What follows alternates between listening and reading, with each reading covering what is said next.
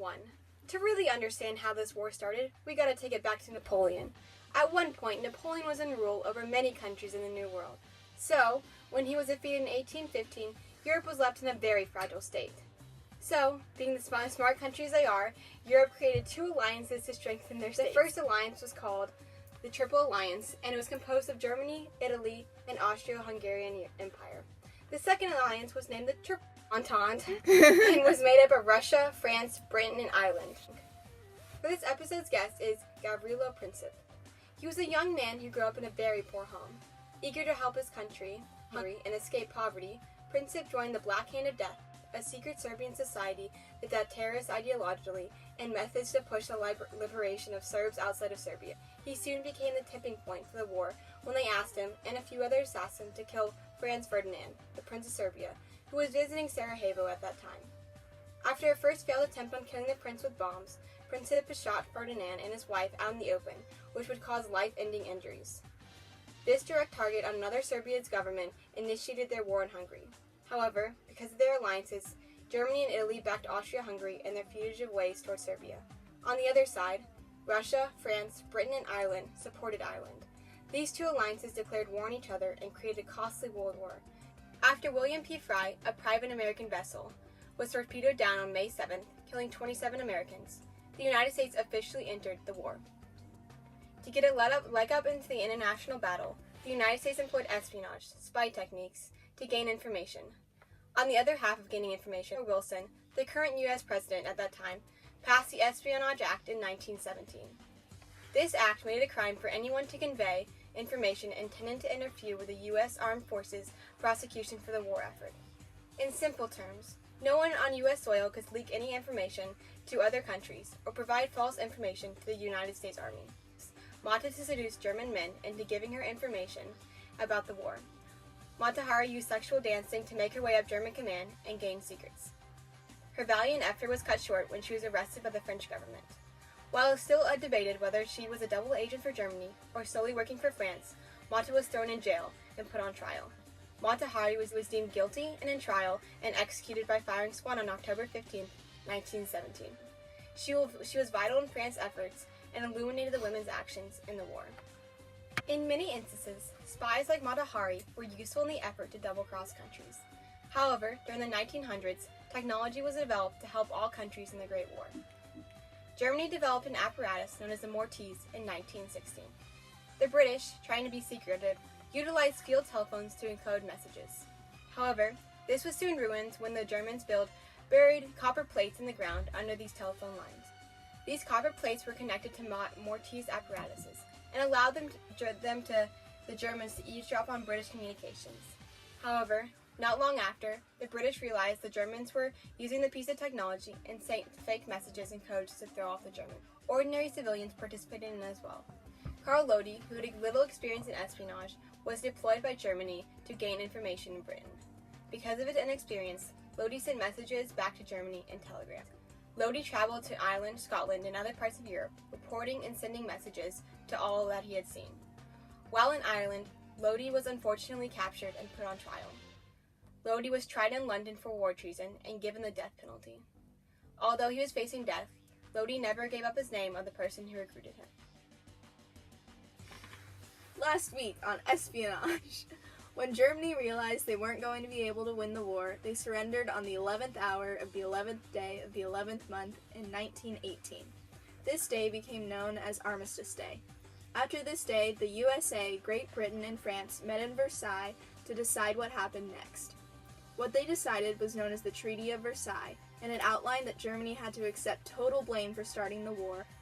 The debt that Germany accumulated as they had to pay for the war pushed the German citizens into poverty. As Germany struggled to rebuild, one group began to rise to power, the Nazis.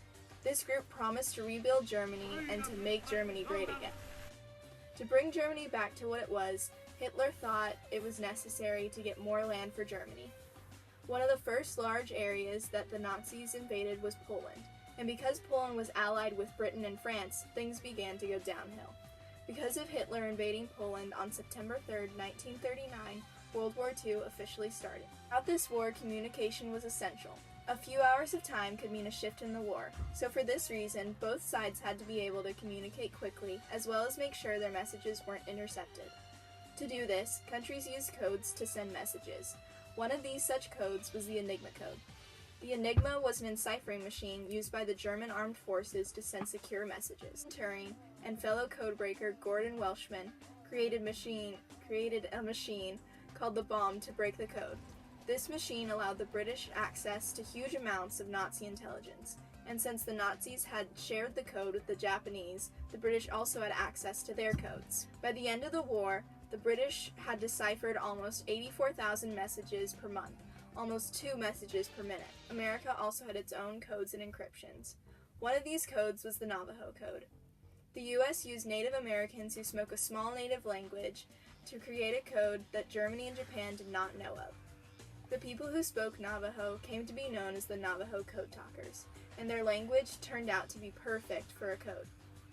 There was no written form, and very few non-Navajos spoke it, but the code used word substitution for even more security. The SOE, or Special Operations Executive, was a spy organization created by Winston Churchill in 1940 to, quote, set Europe ablaze, and sabotage the enemy from the inside. Agents of the SOE were volunteers and would use guerrilla warfare tactics to destroy bridges, trains, and factories. The OSS, or Office of Strategic Service, was an American spy organization that was the precursor to the CIA.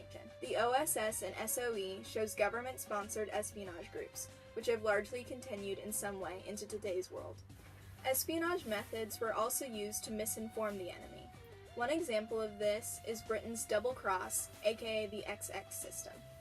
Nazi agents in Britain were captured and then used by the British to misinform the Nazis of Britain's plans. Each double agent was assigned a case officer that would give them information they could give to the Nazis, both true and false. Because of the double cross, the British were able to gain Nazi information as well as misinform them of the British plans. Women also played a part in World War II, both at home and in the war. Of these such women was Virginia Hall. Hall was an Allied spy that was dubbed the Limping Lady by the Nazis. She was responsible for more jailbreaks, sabotages, and leaks than any other one person.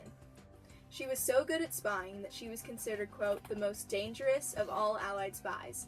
She also worked for the CIA, further proving that women could work in the war and provide for their country away from home. Virginia Hall was one of the most important spies in World War II, and she paved the way for more female spies. Last week on Espionage. Japan surrendered. The war was over. The U.S. and the Soviet Union no longer have a common enemy, and their rocky relationship has the potential to create issues. The Soviet Union, led by Joseph Stalin, intends to destroy Germany's industrial capabilities, make Germany pay for the war, keep Germany divided, as well as promoting communism. The United States, on the other hand, wants to revitalize Germany through democracy and industrialization, encouraging German unity. These two clashing superpowers, unable to find common ground, were looking for any advantage they could get to one-up each other. The United States was the first country to successfully make nuclear weapons, but the Soviet Union wasn't far behind. Part of the Soviet Union's success in making nuclear weapons comes from German spy Klaus Fuchs. Klaus Fuchs was born in Germany and supported the German Communist Party, leading him to flee Germany when the Nazis rose to power. Fuchs worked on developing Fat Man and was present at the Trinity test. He passed information about what the U.S. was doing to KGB member Harry Gold. It is estimated that Fuchs' information allowed the Soviet Union to develop atomic bombs 2 years earlier than they would have otherwise. Government-led espionage organizations continued into the Cold War, and in 1947 the OSS was renamed the CIA. The CIA was valuable to getting information about the Soviets' plans. Their most important role throughout the war was counter-espionage that led to the U.S. keeping its secrets and plans. To get insight into the Soviet Union's communications, Project Venona was created. In February 1943, the United States established a secret program to track down information through Soviet communications and disrupt Soviet espionage efforts. It took the U.S. 2 years to decode the KGB encryption, and once they did, they gained insight into the Soviets' intentions as well as discovering spies within the U.S. government. Another such way the U.S. and Russia gained advantages on each other so that they may one-up each other was through spy rings. Both countries had numerous spy rings, some working with the government while many operating on their own. A well-known spy rings was the Cambridge Five. This elite group of Cambridge graduates had key positions in the British government and intelligence, but reported back to the Soviet Union. They gave the Soviet Union key information about the Allied strategy in the Korean War and told Russia of Project Venona. Ultimately, they were compromised but escaped and lived the rest of their days in southern France. While the Soviet Union and the U.S. never directly fought each other during the Cold War, their allies fought each other, making the divide between them even greater. This can be seen in the Korean War. In 1948, Korea split into the Republic of Korea, South Korea, and the Democratic People's Republic of Korea, North Korea. The U.S. and the Soviet Union also fought through their allies in the Vietnam War. Much like Korea, parts of Vietnam wanted to unify the newly freed Vietnam under communist rule. The U.S. wanted to stop the spread of communism, so they sent troops to aid the South Vietnamese government, who was more closely aligned with the West. This war was not a war of just troops, but on all the civilians of Vietnam. One such civilian, Nguyen Tai Ho, was just 17 when she joined the war efforts to push the U.S. out of Vietnam. Ho was a street vendor by day, but got information on enemy movements in the imperial city of Hue and fed them back to her Soviet Union-based commander. Ho was part of what was called the Perfume River Squad, a top-secret all-female group of spies who gave information back to the Soviet Union. Now to this episode's special guest, Joseph Stalin.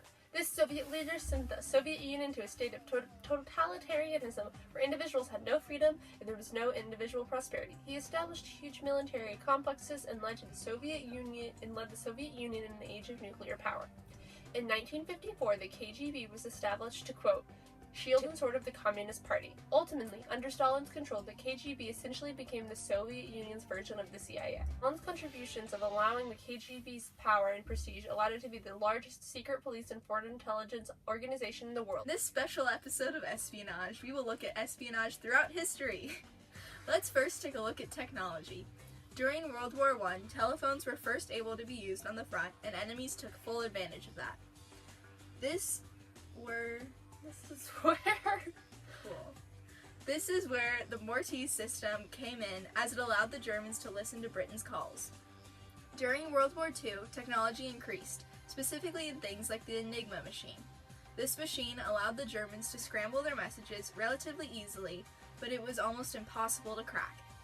The Allied forces did end up cracking the code, but it took a long time and was much harder to decipher than the World War I era messages.